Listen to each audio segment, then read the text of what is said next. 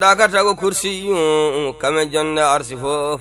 alhamdulillahi rabbil alamin wassalatu wassalamu ala ashrafil mursalin muhammadin sayyidil khalqi ajma'in wa ala alihi at-tayyibin wa ashabihi al-ghurri al-mayamin wattabi'ina lahum bi ihsanin ila yawmiddin. bandiraɓe ko jogade weltare e softede artude kadi wadde toɓɓere hesere. hande noon kadi eɗen jayoro e toɓɓere pattam lamiji e nder toɓɓe diine islam. wonno yewtere nde wiyete ko jooɓari juulɗo, jiɗɗen kala ko gadduɗen ɗo juulɗo keɓɗo ɗum fof wonana ɗum jooɓari e gurdam mon.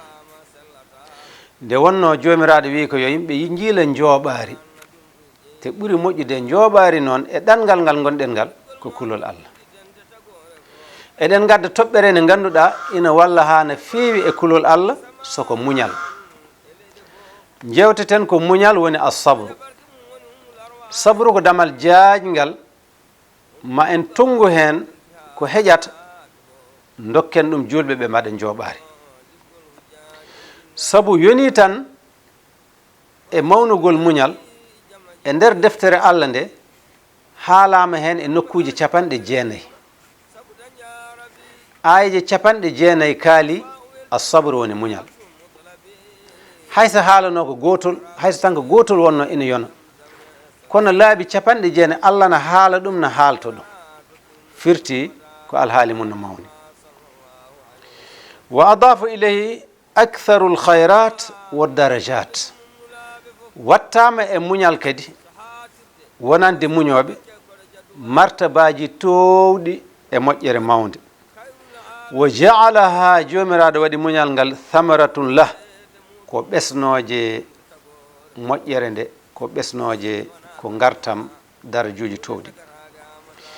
jomiraɗo teddutoɗo wi e hen aya goto: wa jaalna minhum a'immatan yahduna bi amrina lamma sabaru. o wi min mbaɗi e maɓɓe kamɓe yimɓeɓe ardiɓe ina pewda huccinde jomiraɗo, ina moƴƴina, ina jangina, ina kuccina e Allah. ɓe goni ardiɓe kadi a'imma.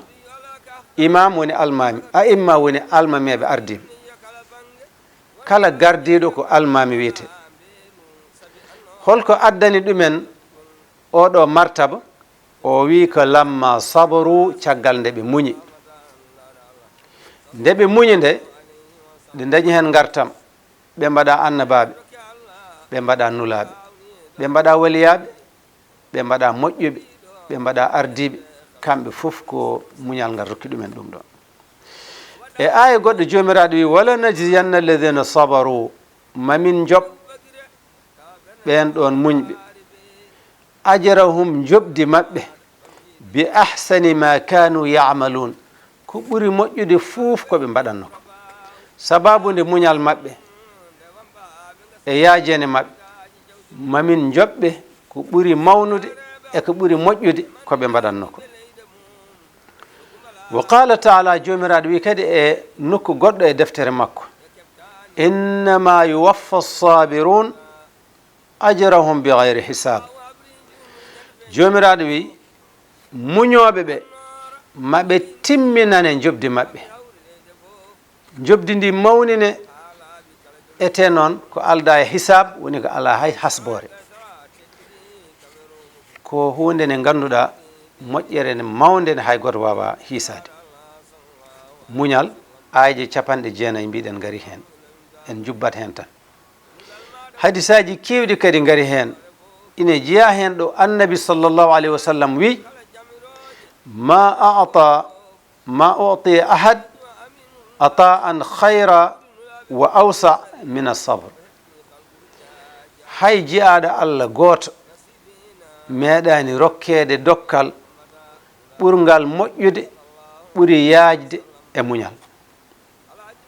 kala ko Allah arsigini neɗɗo e yaajede e moƴƴere, nulaɗo sallah sallam wi ko muñal ɓuri. nde wonno ko muñal woni coktirɗe fof.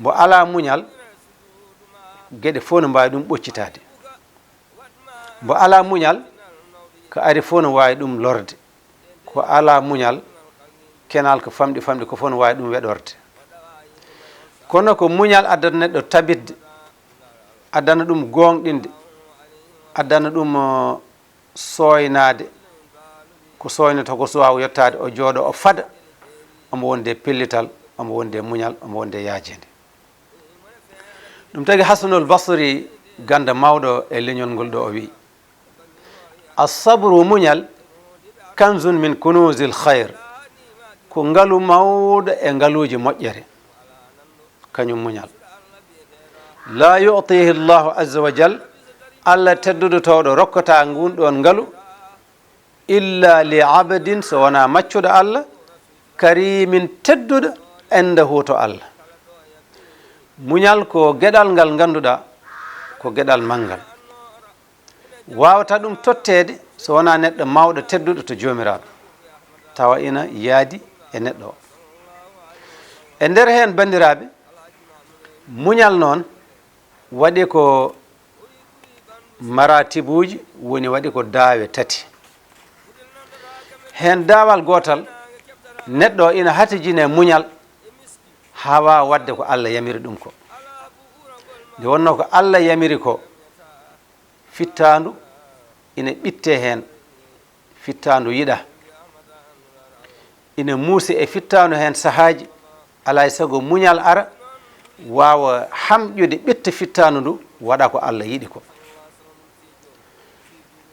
ƴeew tan nduɗo lewru teddundu no gonɗen korka sinno ko sago fittandu tawa nani ñaama nani yara nani welliti ina waɗa welammaji e dahammeji mum kono muñal ara sernda ɗum hen ɗiɗo juuluji e ngolɗo tottirgol e ɗeɗo kosɗe jokkere en ɗam e ngal ɗo baɗal e ngolɗo umugol fajiri e memde ndiyam ɓuuɓɗam e muñde nangue wonande wonɓe nangue ɗum ɗon fof ko muñal wadde a muñat ha mbawa wadde ko allah yamirma ko muñal gongal ngal ara kadi wawma accinde ko allah haaɗi ko saabu ko allah haaɗi ko ɗum tan fittadu yiɗi welammaji ɗi e dakammeji ɗi e bewre nde e ndereru ndu ko ɗum fittandu yiɗi ma muña noon ɗeɗɗa fittandu ndu kamƴandu kaɗandu ko ndu yiɗi ko mba wadde ko allah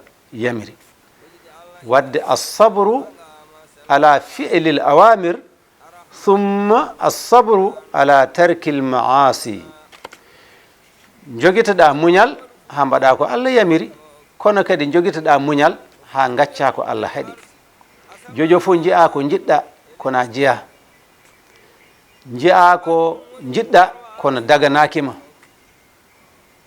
eko way noon eko way noon muña goɗɗitoɗa ɗurnoɗa jaaha muñal tataɓal ngal ko muña eko allah jarribto e dow ma ko e caɗele e ɓittede e kala saaha allah fawma ko ganduɗa ina muusi jaɓira saabi allah muña allah wi wala nabluwannakum mamin ƴewtodira on min pawa on bi shay'in min al khawfi kulol wa naqsin min al amwali e basal wa thamarati e heege